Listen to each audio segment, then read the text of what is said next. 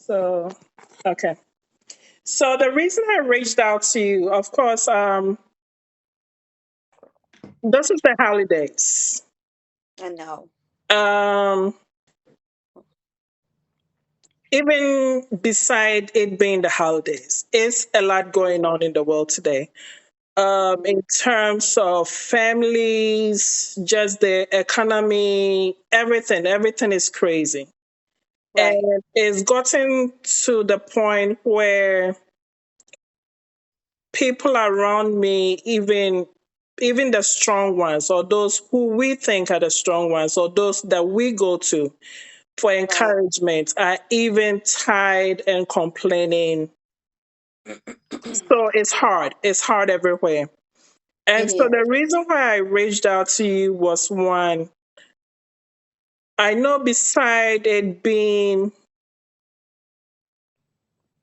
labeled the strong one, or being always put in the front that we are the strong ones, is we still have emotions, we still have the cry in us that we need help, but we're not reaching out for the help just because of the stigma and, of course, what Sure. society, friends, and other people would think of us. So we're not Right. reaching out, but we need the help. And so the Right. reason why I reached out to you was one, how can we normalize therapy? I Mm-hmm. know people don't like to talk about therapy. People don't like to think of counseling. I think I Sure. mentioned this in our first conversation that in Ghana growing up, I didn't know anything about therapy or counseling. If Mhm. you had issues in the house, you either go to the pastor. If it's a family issue, you call the family elders. But things Right. are changing now. So, how do we normalize, or how do we, especially our sisters and even some men that I know of, how Yeah. can we come to the point to say it's okay to Sure. seek help? It's okay to talk Sure. to somebody. Yes. So that was Well, one reason why I reached out to you. So, glad you did because I think that's the answer. You just saying, "Hey, let's talk about this." That normalizes it. Having a conversation, us being able to sit here and have some dialogue for your followers and to sort of make norm. That's how we normalize. We make it normal. If it's a part of our conversation, we're helping to remove this stigma. The more and more people are talking about it, the more people feel comfortable about it. You raised some points about stigma, and I think in our and it's a cultural thing depending mhm, on how you were raised, where you were brought up. Particularly, we know in the Black community it's always been a stigma, especially tie that with if you grew up in a very religious household or environment. You may have been taught, like you just said, you just pray about it, you have faith, you get through, go to church or talk to the pastor or whomever. And there's nothing wrong with those things, because mhm, those things in therapy, that's what we call coping skills. And so I have been blessed, as a Christian woman, I have been blessed to be able to sort of merge my faith along with my ability to help others, because I want people to know that your faith does not have to mean you cannot seek other and use other resources. We will make that a part of part of working with me is we can tie in your faith.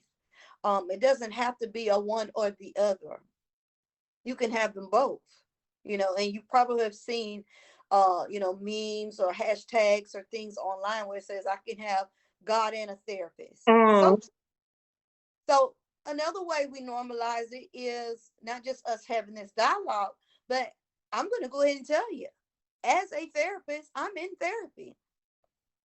That's I want to normalize it with just by that. The fact that you think that, oh, why would she be in a therapist if she's already there? Because, life happens. And I want you to I want your viewers and followers to understand that, you know, going to therapy does not mean you have a mental disorder. It doesn't mean mm, anything wrong with you. I think that's where we've made the association that you go and talk to a therapist, something's wrong, you have a mental health disorder, you are, you're quote unquote crazy, something's got to be, there's some flaw. Mm-hmm. Not the case. If I'm honest with you, Sarah, 9 out of 10 people that I see don't even have a mental health diagnosis at all. They're dealing with regular life stressors, whether that's, work, stressful job. They are dealing with relationship issues. They're dealing with maybe a family situation, or they have an important decision they need to make. Maybe they just went through a divorce. Maybe they're about to have a child. Like, these are natural everyday life, transitions and adjustments Mm-hmm. that that's absolutely a reason to want to sit down and talk with someone that is non-biased, neutral person. It's confidential. They're not gonna go spread your business. We talk to our friends. We never know who's gonna go back and say what. And when you talk to your friends, also, they're coming from a particular lens. There's some bias, judgment there, maybe, and so you might not feel comfortable talking to a friend. So that's what the therapist is for. Doesn't mean there's anything wrong. Like I said, me myself being a therapist, I go to therapy and just so I can have an outlet. Of course, my job, I take on a lot, and I, Mm-hmm. seeing people, I'm trying to help, and just by nature, I think it's good for my own self care to see someone, regularly. Not often. We don't see each other all the time, but, just to kind of check in and talk about the things that are happening in my life and Mm-hmm. how I can do a better job of managing things. And I get something out of every session. I even, like I said, it's just an amazing relationship. And, Mm-hmm. I tell my own personal clients that the hardest part is making the phone call Mm. and setting up the appointment. Once you do that, I promise you everything else is going to be easier. Yeah. It's just a matter of saying, you know what? I'm going to do this. So if you've been thinking about it, and you just go ahead and research therapists. There are a number of websites out here, Psychology Today, Mm-hmm. a great resource, Therapy for Black Girls. If you're looking for a clinician of color, like, research, find someone that's a good fit, set up a consultation where you can ask questions, make sure the person is a good fit, a good vibe.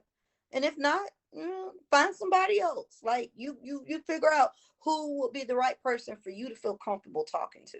Yeah. Yeah. So I know that was a long-winded response to your question, but how do we normalize it? We keep talking about it.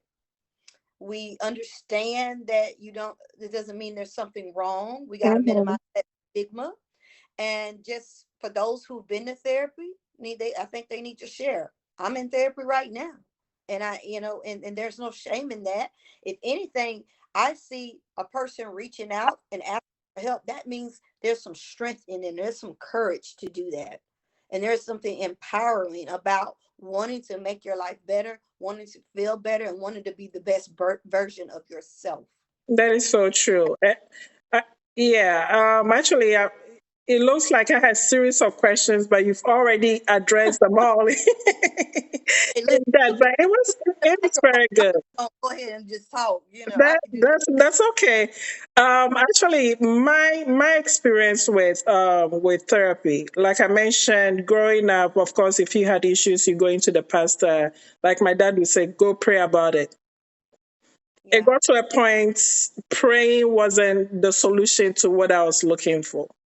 And actually, when I first went into therapy, it was something job related. And going into therapy, of course, the stigma that I always had, being a social worker, what's a therapist going to tell me that I don't already know? Mm, So that was my mentality. She has mm, issues or he has issues. What is he going to tell me? And right. so with all this, it took me so long to even consider going into therapy. And so when I was referred from the job, it's like I had no other choice but to go. And actually, Mm-hmm. when I went in, like you said, there are different therapists. And of course, my therapist was a Christian. Mm-hmm. The initial consultation, she told me, this is how I counsel people. I don't Mm-hmm. impose my beliefs, but I want you to know upfront, this is how the angle I approach with my clients. I said, Right. well, that's a good thing because I Mm-hmm. want somebody who has the same beliefs that I do. And Yes. so when you counseling me, you're not just going to counsel me with your experience, but also from the Bible side of it. And so Mm-hmm. that was a good thing for me. But actually, going into counseling, the first couple of sessions had nothing to do with the reason I went in there. Yeah. It actually opened up things that I didn't even know existed, but I never paid attention to it. And Right. actually, when they came up, I asked myself, really? That's why I act the way I do? And Uh-huh. so it was an eye opener for me. And since then, have been an advocate for therapists Yeah. because it did help me so much.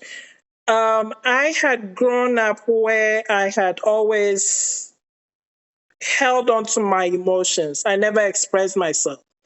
And so Mm. going into therapy actually opened my eye to see, oh, that's why I hold on to my emotions. That's why I never express myself. That's why I Yes. can never tell when somebody is doing something and I don't really like it.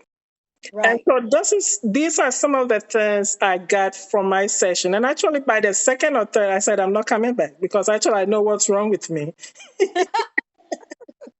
Like I figured it out. You had an aha moment, right? Because I had all these questions coming up and I never knew there were issues. You know, I love that you shared your experience. Thank you for that. That normalizes it. Just you saying, hey, this was my experience. You went in with an expectation and it wasn't like what you thought. Mhm. You That happens quite a bit. And I think it's something about that first session. I love working with new clients because you never know kind of how they might react or respond to this new environment of safety. That's what therapy presents to you. This is a safe space. And I'm sure that, to my clients, I let them know there's no judgment here. You can say what you want, say it how you want to say it. I'm not judging you. This is sacred. This space is just for you. And it always it amazes me. I love to see, a lot of clients will oftentimes by the end of the session say, wow, I didn't know I had all that in me. I didn't know I was going to be that open. Or they immediately become tearful. It's sort of like the floodgates are opening up. Like you've been holding on to all this stuff for so long. And it's like by the time they come to the session and I'm asking, or just talking to them, it's like, the floodgates break. It's just like tears, it's emotion. And I've had many clients say, I never cry in front of people. I've Mm, never shown this kind of emotion before. I'm just really amazed. But that's the thing. If they were talking to a family member, wouldn't have been the same. They were talking mhm. to they would have put on that face that they normally wear because let's be honest, we're very good at masking our feelings.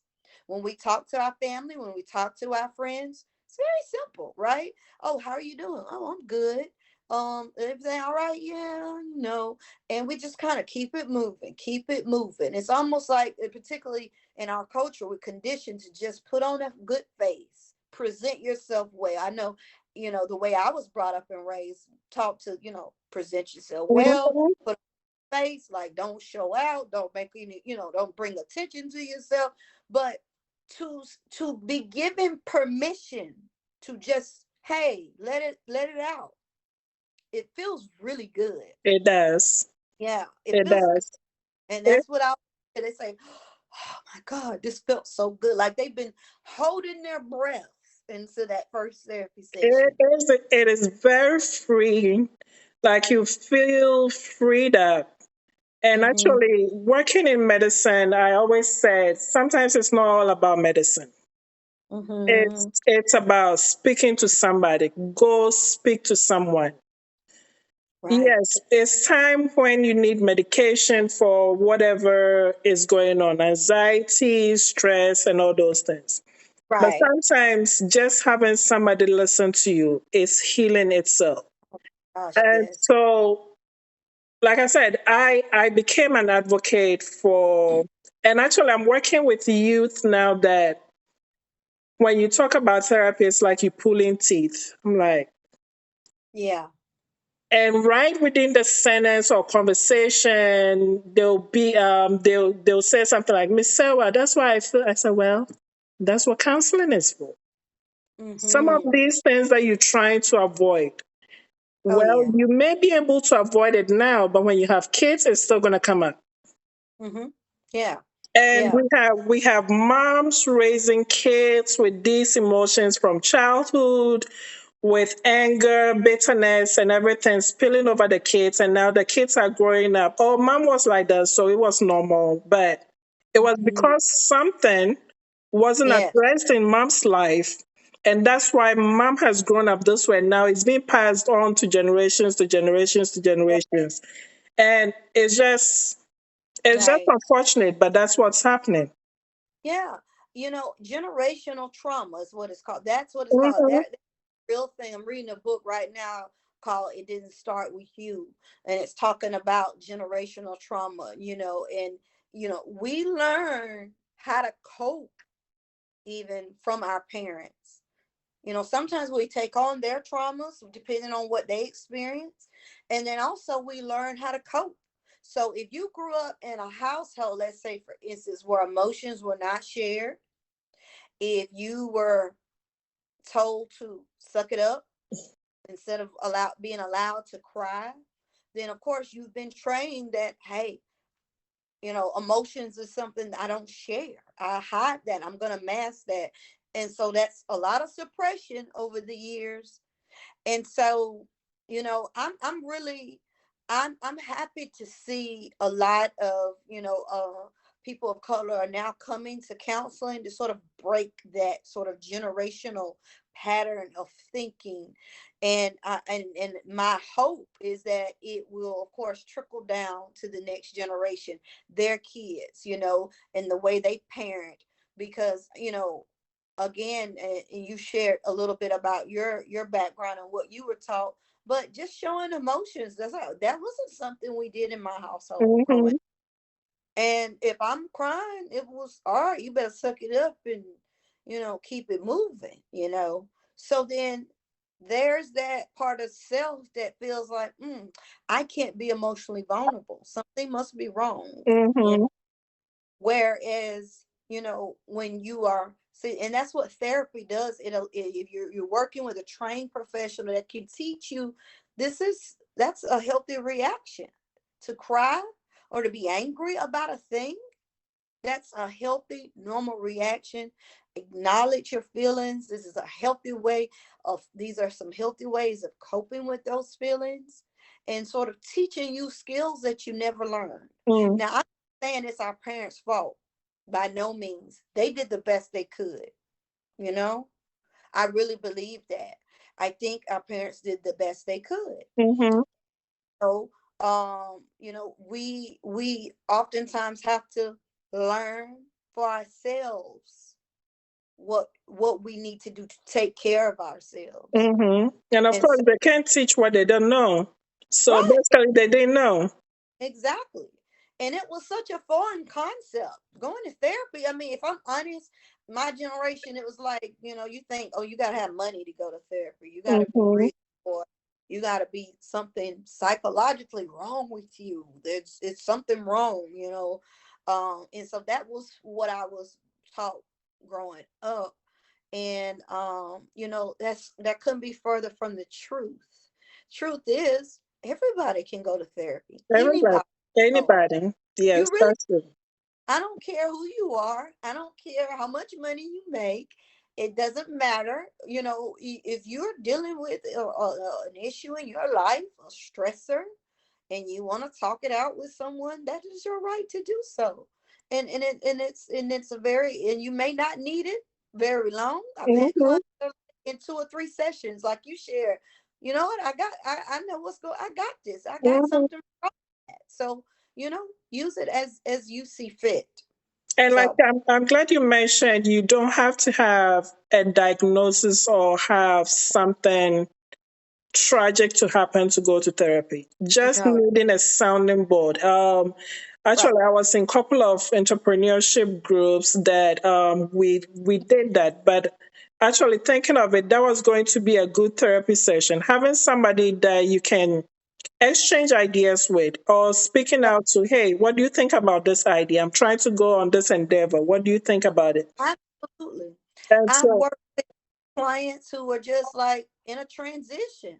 Like, I'm no longer happy on my job and I'm trying to figure out what's next. Okay. mhm, Normal, regular life stuff, right?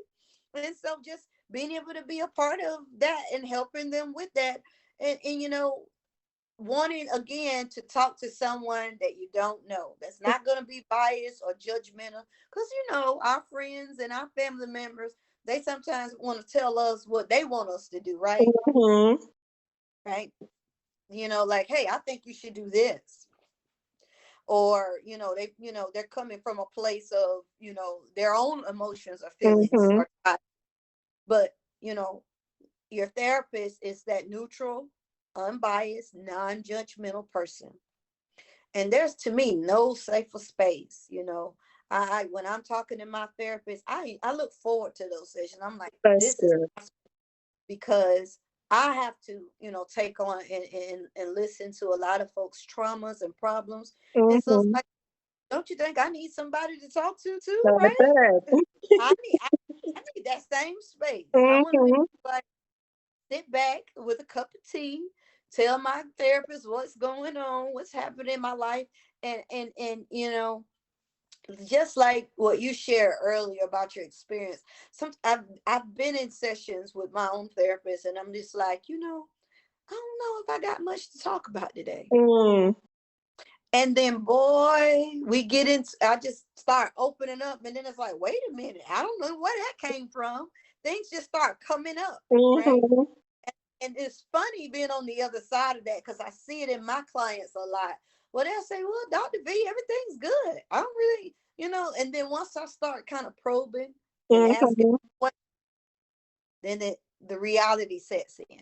But see, that in itself, it goes to show you how much we avoid and we mm, tell our one narrative, when in mm. reality it's something else. And so therapy is that sort of, let's tell the truth about how you really feel. Eh, It sounds great to say, yeah, everything's good at work, everything's good. Okay, well, tell me one good thing that happened. mhm, Tell me something. What are some positives that's happened in the last week? And then they're like, thinking.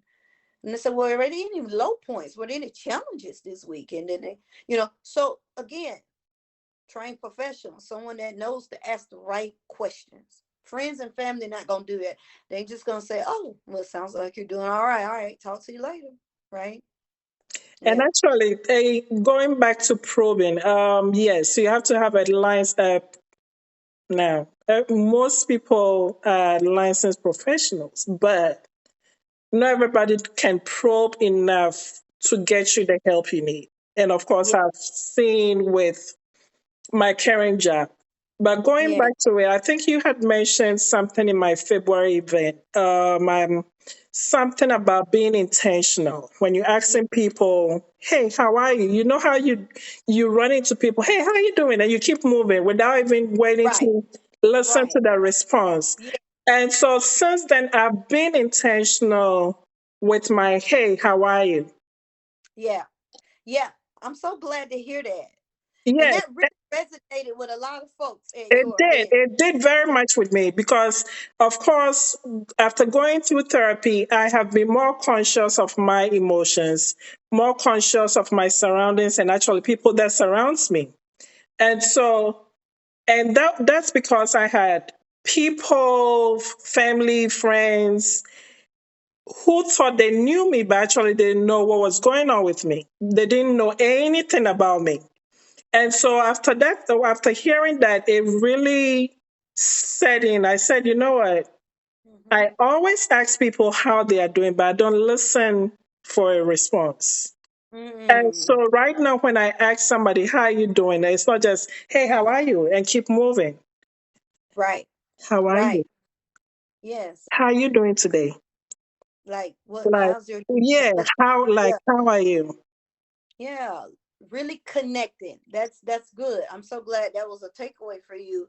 It's in the connection. No, and even when they say yeah, good, say no, really. How? Mm-hmm. Or ask different questions. That was one of the things that I shared at your event back in February. Asking, what's your mood been like lately? Or what's something good that happened this week? Or are you eating and sleeping okay? Did you eat today? Like listen, we're talking about people you really care about and love, right? And if you're gonna check on them, really check on them. Mm-hmm. You know? I'm checking on a person. How is your day going? Tell me, the highs and lows. You know, tell me, did you eat today? Are you sleeping okay? When's the last time you felt joy? You ask those kind of questions, you're gonna get a different answer. It might put them on a little, they'll be a little surprised that you're asking that, but nonetheless, different questions. Because It we can may call it.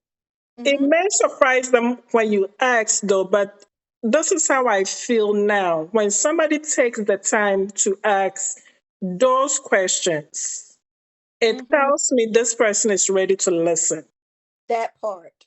Exactly. Whereas Exactly. maybe 2 years ago or maybe a year ago, when you had asked that question and kept going, oh, yeah, I'm fine. How are you? So let's keep moving. Because Mm-hmm, mm-hmm. everybody's in a hurry, everybody has something to do. So let's keep going. But when Right. you take your time to ask, how has your mood been the last couple of weeks? How have Yeah. you been sleeping? Have you been eating? Yeah. What are your highs and lows this past whatever? That tells me you are concerned, you're ready to Right. listen. So, okay, Right. you know what? I've Mm-hmm. never started to think about that. I haven't even paid attention if I'm sleeping well or not. But actually, Mm-hmm. it may be something that I need to start doing. That exactly. It causes the person to really reflect,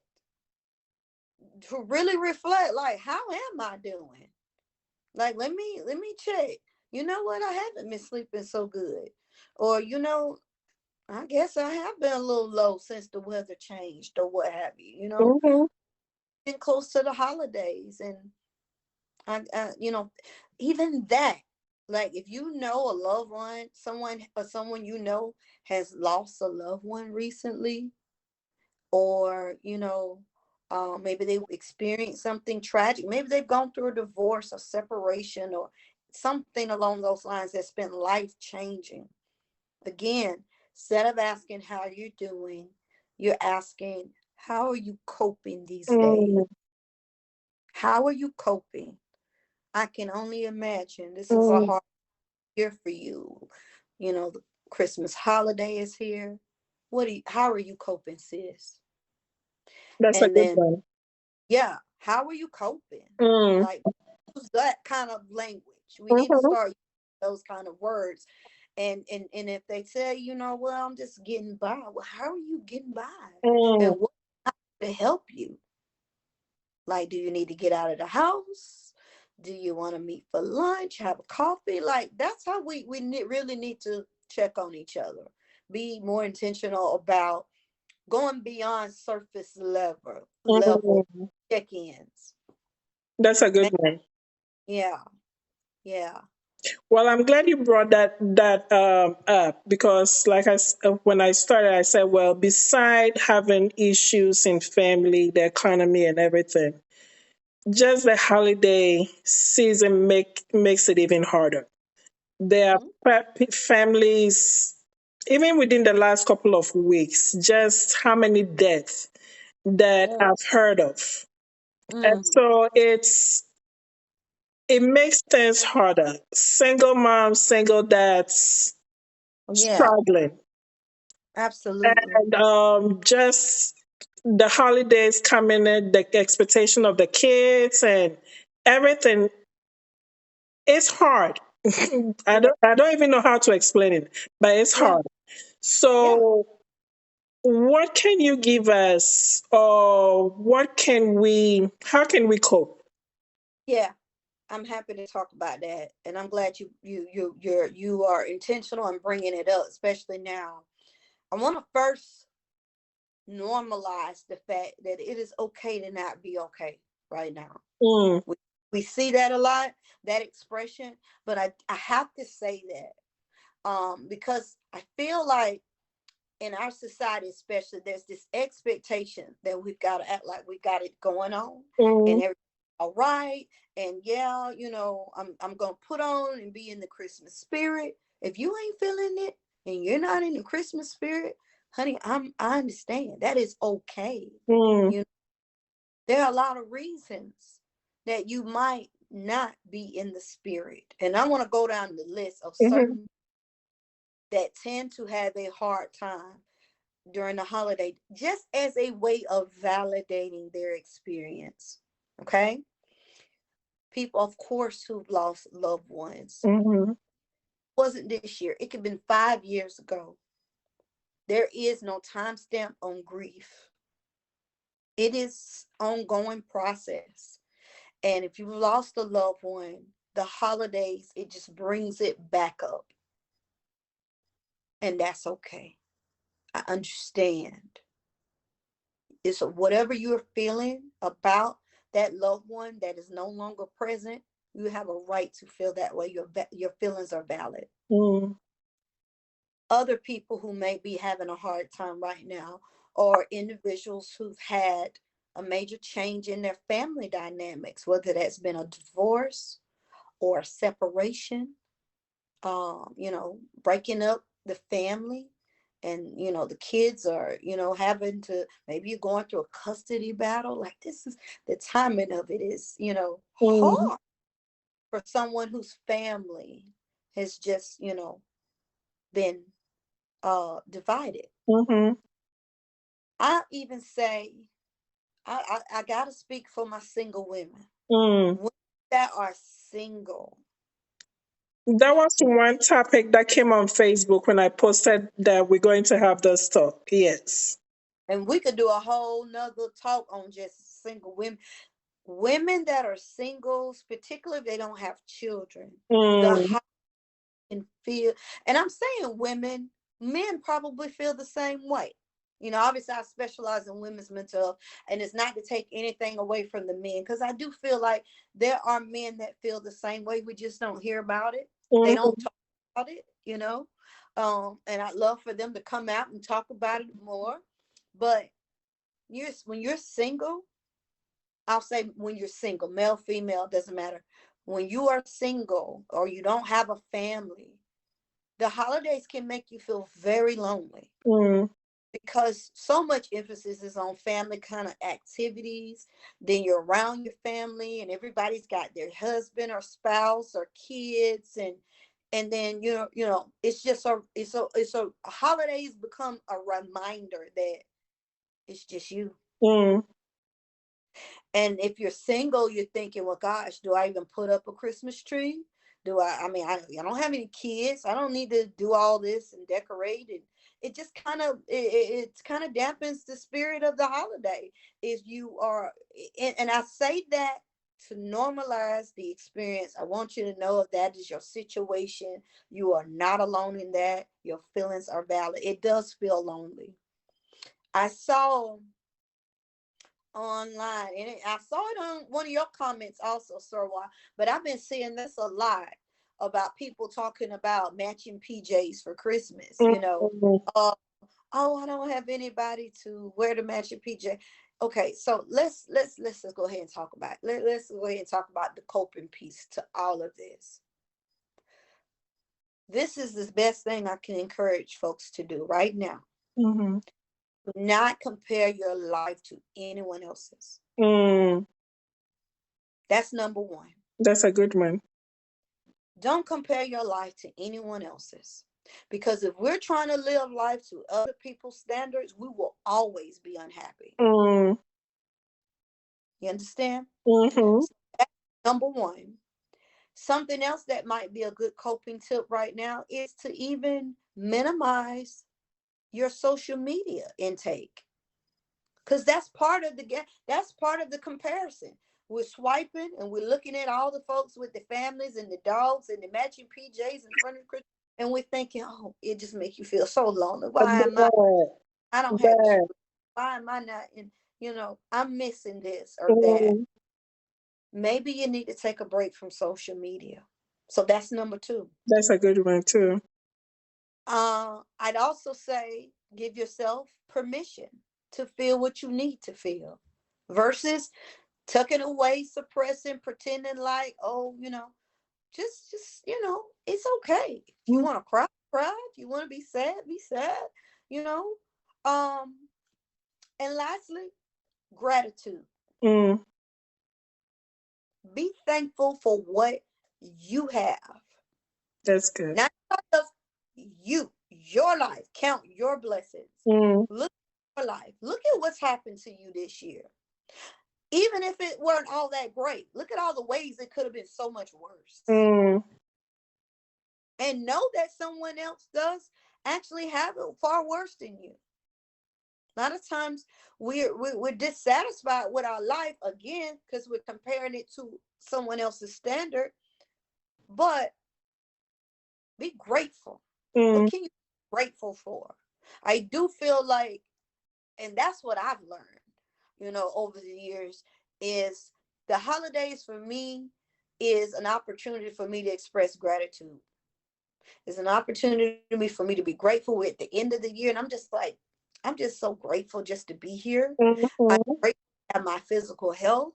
I am grateful to have my mental health. I'm grateful to have my family.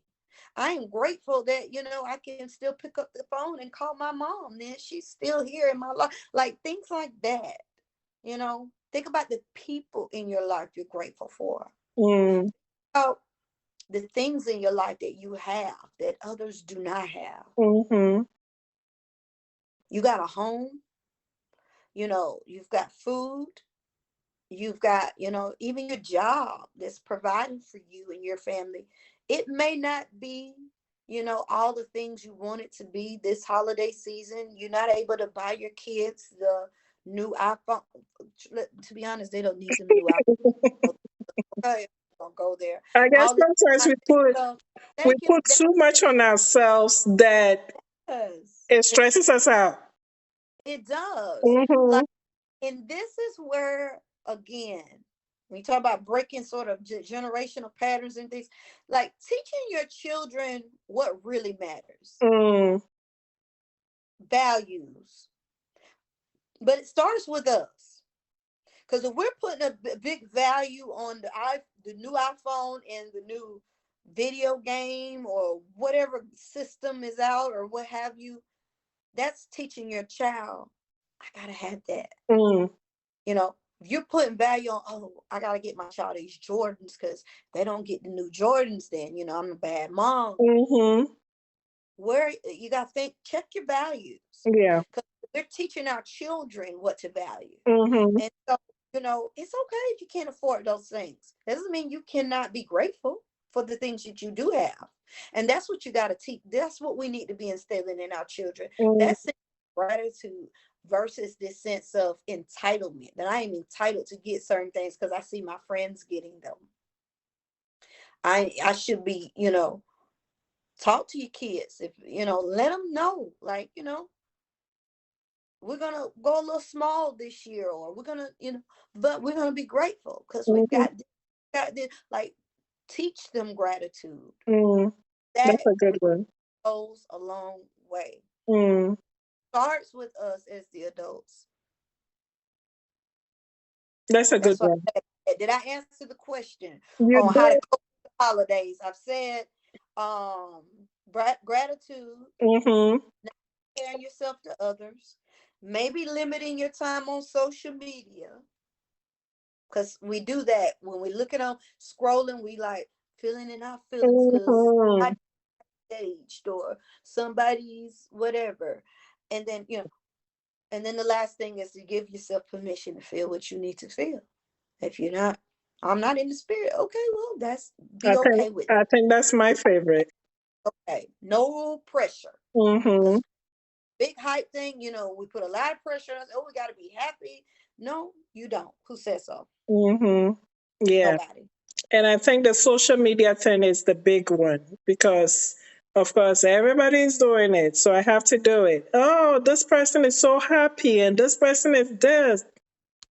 Yeah, Yeah. yeah. Actually, you don't even know what goes on behind the scene.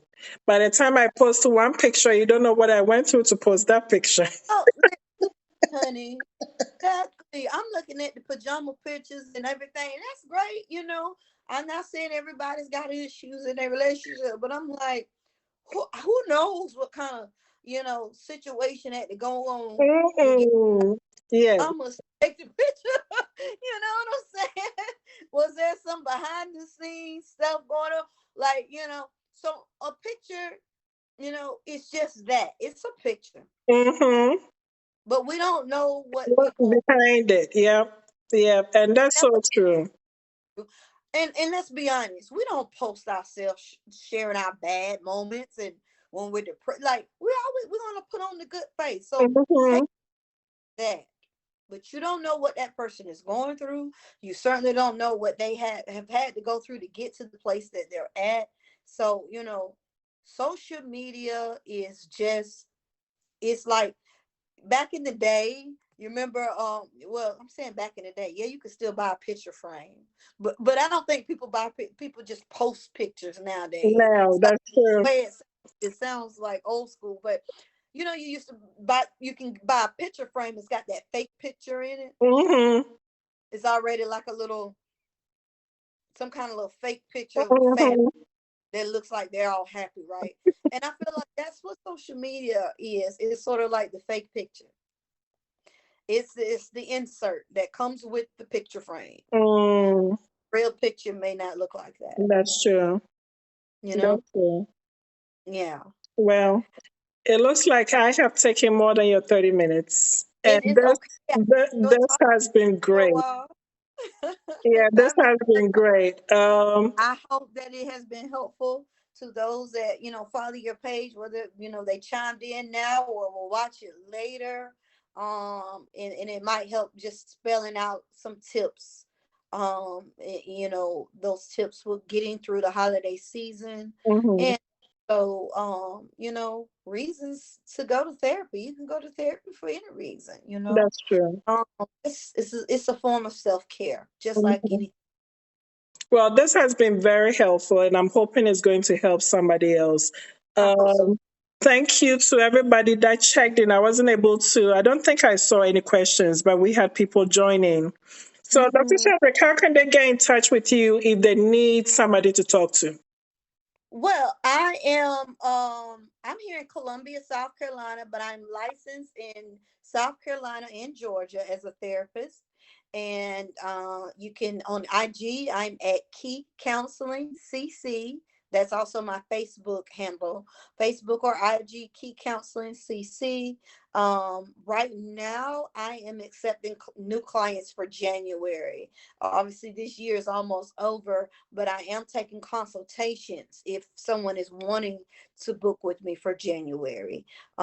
So yeah, just reach out to me. You can on social. There's obviously a link in the bio that goes straight to my website, keycounselingcc.com, and and do your due diligence and research. Research me. I might not be the best fit, and if I'm not, that's okay. And do your research. There are other resources where you can find therapists. On Psychology Today is a really good resource where you can kind of do a search for a therapist based on location, based on expertise, so you can find that right fit for you and take advantage of free consultations. I offer a free 15-minute phone consultation, because I want you to know what you're signing up for. I want you to know, like, I want you to feel like you got a good vibe when talking to me. And I also want to understand your needs and make sure that I'm a good fit for you. So it's okay. Take your time in the process to make sure you find the right person. But Well, thank you. That you. of course. Thank you so much. Now, if anybody has questions or would like to see more of these talks, you can, of course, leave a comment below or reach out to Dr. Shedrick or myself at Afric Style Initiatives. This is going to be posted on YouTube, TikTok, and also on Facebook. So anywhere that you're watching this from, you can always comment or inbox us both with any questions. But again, thank you, Dr. Shedrick, for your time. No And thank you problem. for pouring into us. I cannot wait to hopefully talk to you soon. All Okay. right, then. Thank you. Have a Take good care. night. You too. Bye bye. Bye bye.